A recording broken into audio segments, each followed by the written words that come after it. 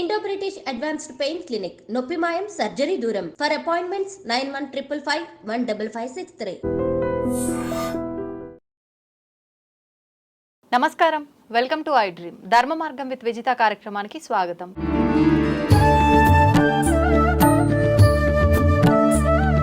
ప్రస్తుతం మనతో పాటు ఉన్నారు ప్రముఖ జ్యోతిష వాస్తు పండితులు, లలిత ఉపాసకులు శ్రీ శ్రీ శ్రీ నానాజీ పట్నాయక్ గారు. ఇప్పుడు వారితో మాట్లాడి మరిన్ని విషయాలు తెలుసుకుందాం. నమస్కారం గురుగారు. శ్రీమాత్రే నమః. అంటే బ్రహ్మ ముహూర్తం చాలా విశిష్టమైందని చెప్పి, ఆ సమయంలో కనుక మనం మంచి పనులు చేస్తే మంచి ఫలితం వస్తుందని చెప్పి చెప్తూ ఉంటారు పెద్దవాళ్ళు. అసలు ఏంటండి బ్రహ్మ ముహూర్తం యొక్క విశిష్టత ఏంటి? బ్రహ్మ ముహూర్తంలో మనం ఎటువంటి పనులు చేయాలి, ఎటువంటి పనులు చేయకూడదు? బ్రాహ్మీ ముహూర్తము అంటారమ్మా. యాక్చువల్గా దీని బ్రహ్మ ముహూర్తం కూడా కొంతమంది అంటుంటారు. బ్రాహ్మీ ముహూర్తం యాక్చువల్గా ఇది మార్నింగ్ 4 o'clock ఆ టైంలో స్టార్ట్ అవుతుంది. దీని మీద పెద్ద పెద్ద జోక్స్ కూడా ఉన్నాయి. 4 గంటలకు కోడి కూడా లేస్తుంది, ఏం బాగుపడుతుంది, చికెన్ వండుకొని తినేస్తాం కదా అంటూ ఉంటారు. కానీ నేనేమంటానంటే కరెక్టే, 4 గంటలకు కోడి కూడా లేస్తుంది, కానీ అది బాగుపడట్లేదు. కానీ కోడి ఏమైనా ఆలోచిస్తుందా? లేచి ఒక్కరోకో అని అరుస్తుంది, పోయి ఏదో తింటుంది, మళ్ళీ పడుకుంటుంది. కానీ బ్రాహ్మీ ముహూర్తంలో లేచిన వ్యక్తి ఫస్ట్ వాళ్ళు ఏ వర్క్లో ఏ ప్రొఫెషన్లో ఉంటారో దాని గురించి ఆలోచించగలగాలి, దాని గురించి వర్క్ చేయగలగాలి. ఒక్క ½ an hour మెడిటేషన్ చేసుకొని దాని తర్వాత అంతా వాటి గురించి మెడిటేషన్లో ఆలోచించగలిగితే వాళ్ళు నెంబర్ 1 అవుతారు. గుర్తుపెట్టుకోండి. ఇప్పుడు నేను ఉన్నాను అనుకోండి, నేను ఒక ఆస్ట్రాలజర్ వాస్తు పండితుడిగా రోజు పొద్దున్నే లేచి అనుష్ఠానం చేసుకోవాలి. పొద్దున్నే జపం, అమ్మవారితో ఏదో జపం చేసుకోవాలి, లేదా నా ఆస్ట్రాలజీ వాస్తుకి సంబంధించింది ఆలోచించాలి. ఓకే, ఇక్కడ మనం ఈ సబ్జెక్ట్ ఇక్కడ ఇలా అయింది, ఇక్కడ ఇలా అయింది, ఇక్కడ ఎందుకు ఫెయిల్ అయింది, ఇక్కడ ఎందుకు సక్సెస్ అయింది, వీళ్ళకి ఎందుకు సూపర్ సక్సెస్లు వస్తున్నాయి, ఈ కాంబినేషన్ ఉన్న వాళ్ళకి ఎందుకు వస్తుందని ఆలోచించాలి. అలాగే మీరు ఒక యాంకర్గా లేటెస్ట్ ఏంటి, మీరు ఎప్పటికప్పుడు అప్డేట్ అవుతుంటారు. వాటి గురించి ఎంత ఆలోచిస్తే అంత గొప్ప దీంట్లోకి వెళ్తారు. ఒక చదువుకునే వ్యక్తి ఉన్నాడు, చదువుకోవాలంటే ఏంటంటే ఒక బ్రాహ్మీ ముహూర్తంలో లేచిన వ్యక్తికి సంవత్సరం అంటే 4 o'clock లేచిన వ్యక్తికి 7 o'clockకి, కామన్గా అందరూ 7కి 8కి లేస్తుంటారు ఇళ్ళలో. 9, 10, 11, 12 గంటలు లేచిన వాళ్ళని కూడా నేను చూశాను. బట్ 7 తీసుకుంటే 3 hours మనకి రోజుకి మిగులుతుంది. 3 hours అంటే నెలకు వచ్చేసరికి 4 రోజులు ఎక్స్ట్రా ఉంటుంది మన చేతిలో. ఆల్మోస్ట్ 4 రోజులు ఎక్స్ట్రా అంటే సంవత్సరానికి వచ్చేసరికి దాదాపుగా 40+ రోజులు మన చేతుల్లో ఉంటాయి. అంటే 1 yearలో 40+ days మన చేతుల్లో ఉంటే మనం ఎంత సాధించవచ్చు? ఒక నెల ఎక్కువగా, అంతే కదా అమ్మ. అంటే అక్కడ అర్థం ఏమిటి, మీకు ఇన్ని రోజులు ఎక్స్ట్రా వస్తున్నాయి. లేచి మళ్ళీ నేను ఊరికేదో షార్ట్లు చూసుకుంటున్నాను అంటే నాకు పనికి వచ్చేవి చూసుకోవచ్చు. ఇప్పుడు నేను ఉన్నాను, పోనీ ఏ ప్రవచనాల్లో చూస్తున్నాను, లేకపోతే ఫోన్ చూడడం తప్పని నేను చెప్పట్లే. ఒక అంటే అది మంచిగా వాళ్ళ ప్రొఫెషన్కి ఉపయోగపడేది చూసుకోండి, ఆటోమేటిక్గా మీరు సక్సెస్ అవుతారు. అయితే ఎందుకు సక్సెస్ అవుతారే, వేరే టైంలో కూడా లేచి నేను చూస్తే సక్సెస్ అవ్వచ్చు కదా అంటే, ఇక్కడ లాజిక్ ఏమిటంటే 4 o'clock ఆఫ్ టైంలో మహర్షులు భూమి మీదకి వస్తారమ్మా. ఆ టైంలో సిద్ధులు, మహర్షులు, యక్షులు, గంధర్వులు భూమి మీదకి వచ్చేటువంటి సమయం. ఆ సమయంలో ఎనర్జీ చాలా నీట్గా ఉంటుంది. మీరు ఆలోచించే విధానంలో చాలా అద్భుతమైనటువంటి రిజల్ట్స్ వస్తాయి ఆ టైంలో.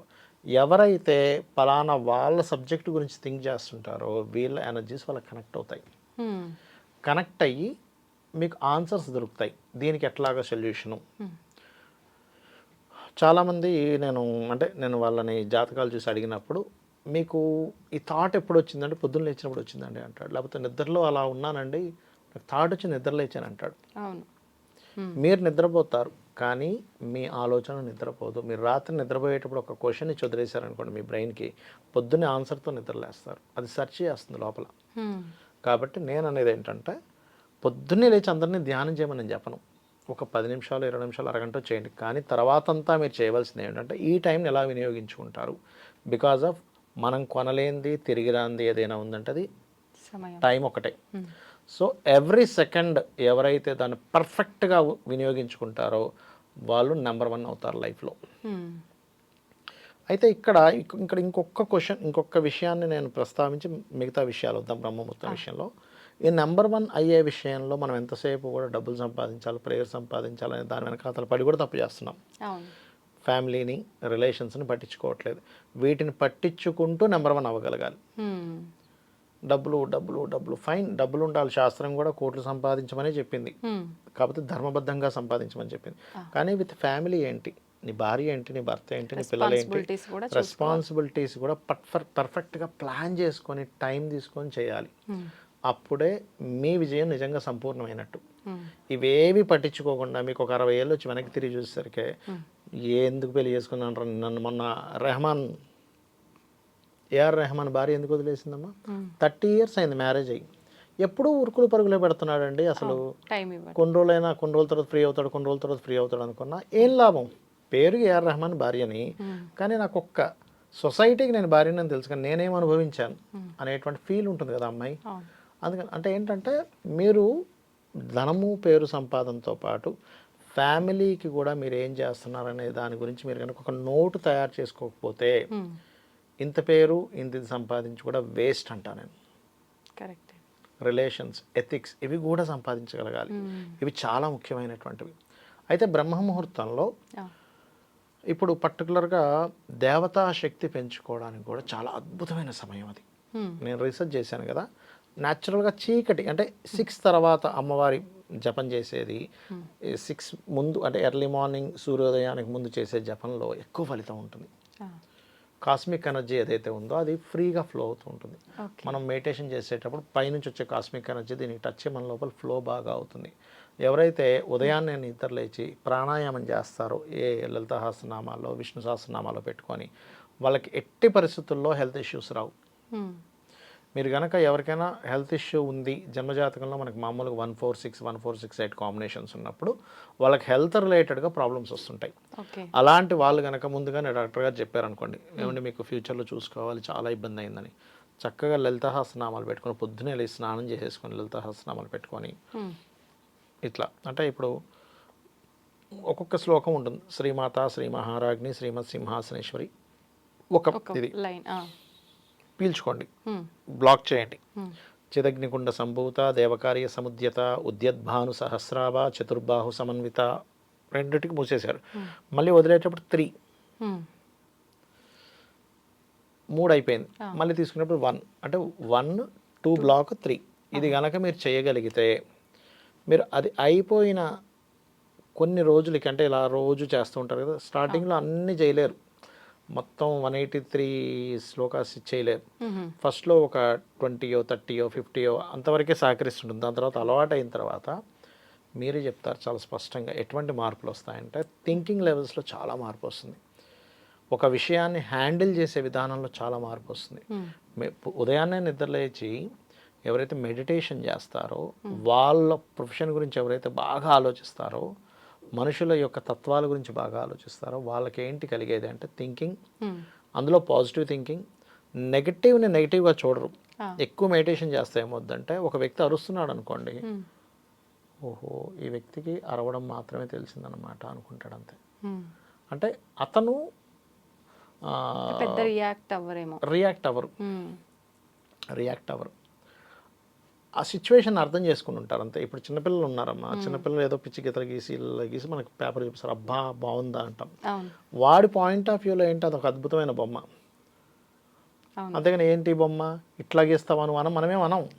ఎందుకు వాడి మైండ్ సెట్ అంతే ఎదిగింది. చిన్నపిల్లలు అది బొమ్మలాగే కనిపిస్తుందని. అలాగే ప్రతి ఒక్కరు ఓకే ఇతని మైండ్ సెట్ ఇంతవరకు ఎదిగిందనమాట అని అనుకుంటాం అంతే. అట్లా తయారవుతుంది మన మైండ్. ప్రకృతిని యాజ్ ఇట్ ఈస్గా యాక్సెప్ట్ చేస్తాం. ఇవి బాగా డెవలప్ అవుతాయి. రోజు ఉదయాన్నే లేచి మీరు మెడిటేషన్ చేసినప్పుడు ఏమవుతుందంటే మీరు ఏదైతే సంకల్పం అనుకుంటారో సంకల్ప సిద్ధి వస్తుంది. అంటే మీరు ఏదైతే అనుకుంటారో అవతల వాళ్ళు మీకు ఆ పని కోసం చేసి పెడతారు. ఇప్పుడు ఉదాహరణకి రేపు సినిమా రిలీజ్ అవుతుంది, పుష్ప రిలీజ్ అవుతుంది అనుకుందాం. రిలీజ్ అయ్యేటప్పుడు అబ్బా రేపు సినిమాకి వెళ్తే బాగున్ను అని అనుకోగానే ఎవడో ఫ్రెండ్ ఫోన్ చేస్తాడు, అరే నేను 2 టికెట్స్ తీసుకున్నా మా అన్నయ్య వస్తాడని రావట్లేదు నువ్వు వస్తావా అంటాడు. నేను ఇట్లాంటివి చాలా చూసా. సంకల్పం అనుకోగానే పని జరుగుతుంటుంది. బట్ దీనికి ఏం చేయాలంటే మెడిటేషన్ అంటే కేవలం ఏదో కూర్చొని ఒక మంత్రం చదవడం అని కాదు, ప్రకృతి ఆరాధన అంటారు. అంటే ప్రతిదాన్ని యాక్సెప్ట్ చేయాలి. ఇప్పుడు ఒక విషయం మనం ఇక్కడికి వచ్చాం, ఇప్పుడు షూటింగ్ వచ్చాం, సంథింగ్ ఏదో వేరే వాటి వల్ల కొంత లేట్ అయింది, ఓకే ఫైన్ లేట్ అయింది, ఇప్పుడు నేను ఏం చేసుకోవాలి, పని చేసుకోవాలి. అంతేగాని ఇట్లా లేట్ అవుతుందా, వీళ్ళు ఎప్పుడు కరెక్ట్గానే పెడతారు, ఈ రోజు ఎందుకు లేట్ పెట్టారు, అట్లా నేను అనుకోవడానికి లేదంట. ఎందుకంటే అన్నీ మన చేతుల్లో ఉండవు. ఇప్పుడు చాలామంది డ్రైవ్ చేస్తూ కూడా ఏం చేస్తారు, అబ్బా వీడు ఇట్లా వచ్చాడు వాడు అట్లా వచ్చాడు, కంప్లైంట్ చేస్తూనే డ్రైవ్ చేస్తాడు. నువ్వు ఎందుకు కంప్లైంట్ చేస్తూ డ్రైవ్ చేస్తావు? ఫస్ట్ నువ్వు యాక్సెప్ట్ చెయ్యి. ట్రాఫిక్ ఇలాగే ఉంటుంది, రోడ్డు ఇంతే ఉంది, సిటీలో జనాలు పెరిగే వాళ్ళు ఇట్లాగే పోవాలి. అంతేగాని నువ్వు చిరాకు పడుతూ కోప్పడుతూ వెక్స్ అయిపోతూ కంగారు పడుతూ వెళ్తే ఏమీ మారదు, అక్కడ సిచ్యువేషన్స్ ఏమీ మారవు. ఇంటికి వెళ్ళేది 6 గంట గంట అట్లాగే వెళ్తావు. నువ్వు ఎప్పుడైతే సిచ్యువేషన్ అన్నిటిని ఆనందంగా ఆస్వాదిస్తూ నువ్వు చేస్తావో పని, ఆటోమేటిక్గా ప్రకృతి నిన్ను సపోర్ట్ చేస్తుంది. సో అయితే ఇందులో చాలామందికి చాలా ప్రాబ్లమ్స్ ఉన్నాయి. ఉదాహరణకి ఎక్కువగా ఇప్పుడు అవుతున్న ప్రాబ్లం ఏంటంటే అప్పుల బాధలు. అవునండి. లేచి ఉదయాన్నే లేచి బ్రాహ్మీ ముహూర్తంలో లేచి ఒక అపర్ణాయే నమః మంత్రం చేయండి, అవకాశాలు మీకు పెరుగుతాయి డబ్బులు రావడానికి. లేదా ఓం సంపత్కరీ సమారూఢ సింధుర ప్రజ సేవితాయే చేయండి, ఖచ్చితంగా మీకు ఫైనాన్షియల్ గ్రోత్ పెరుగుతుంది. అట్లా అమ్మవారి నామాల్లో ఏదైనా ఒక నామం తీసుకొని చేయండి, ఖచ్చితంగా మీకు నామం చేయడం ఒకటి, యాక్సెప్టెన్సీ ఒకటి, లవ్వింగ్ అంటే ప్రతిదాన్ని ప్రేమపూర్వకంగా చూడండి, ప్రేమపూర్వకంగా యాక్సెప్ట్ చేయండి, ప్రేమపూర్వకంగా వాళ్ళతో ఇచ్చేయండి, ఓపెన్గా ఉండండి. ప్రకృతి అంటే ఓపెన్గా ఉండేది, ఓపెన్గా ఇచ్చేది. అంతేగాని మనం లోపల ఏదో ప్లానింగ్ చేసేసుకొని లోపల ఒక రకంగా ఉండి బయటకు ఒక రకంగా ఉంటే మీకు అది సంకల్ప సిద్ధి రాదు అంటా నేను. సంకల్ప సిద్ధి రావాలంటే మీరు ఓపెన్గా ఉంటే సంకల్ప సిద్ధి వస్తుంది. అంటే ఏదైనా మన నిర్ణయం దృఢంగా ఉండాలి. అంటే ఒకసారి మనం దాన్ని అనాలిసిస్ చేసుకోవాలి. సరే నేను ఓపెన్గా ఉంటే నాకు పోయేది ఏంటి, ఏదో ఇలా ఉంటే ఏంటి, సరే కొన్ని సీక్రెట్స్ చెప్పకూడదు అనుకుంటున్నాం. సొసైటీ కొన్ని సీక్రెట్స్ చెప్పడం కూడా కరెక్ట్ కాదు. మన ప్రాబ్లమ్స్ చెప్పుకోవడం వల్ల ఏమీ రాదు, మనవేవో ఇంట్లో చెప్పుకోవడం వల్ల కరెక్ట్ కాదు. వాటిని టాపిక్స్ తీయకండి, వాటిని పర్టికులర్గా ఆపుకోవాలనుకోకండి.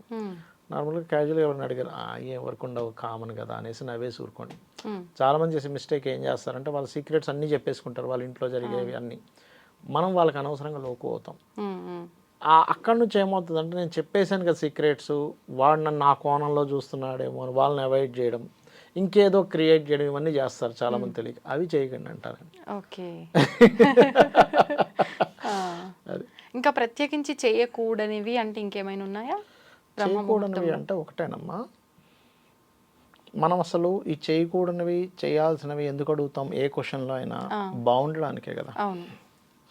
ఇక్కడ నేనేమంటానంటే ఫస్ట్ చెయ్యకూడని పని అనేది ఏదైనా ఉంది అంటే 4 గంటలకు లేవకపోవడమే చేయకూడని పని. ఇంకా ప్రత్యేకంగా చేయకూడని పని ఏం లేదు. లేచిన తర్వాత ఆ సమయాన్ని సరిగ్గా వినియోగించుకోకపోవడమే చేయకూడని పని, అంతకుమించి ఏం లేదు అక్కడ. అంతే. మీరు ఇందా చెప్పినట్టు ఏదో లేసామా అనవసరంగా మొబైల్ చూడడమా ఏదో చేస్తున్నామా అన్నట్టుగా కాకుండా ఉపయోగకరంగా ఎలా తీసుకెళ్తున్నాం అంటే ఒక ప్లానింగ్ స్ట్రిక్ట్గా కొన్ని పెట్టేసుకోవాలి మైండ్లో. నేను ఇవి చెయ్యను, నేను నాకు అవసరం ఉండేవే చూస్తాను, ఇంత టైమే నేను చూస్తాను, నేను ఇంతవరకే ఉంటానని మీరు కొన్ని గైడ్ లైన్స్ మీకు మీరుగా గిరిగీసుకోకపోతే మనం ఎన్ని కలలు కన్నా వేస్ట్ అంటాను నేనైతే. ఓకే, ధన్యవాదాలండి. శ్రీమాత్రే నమః.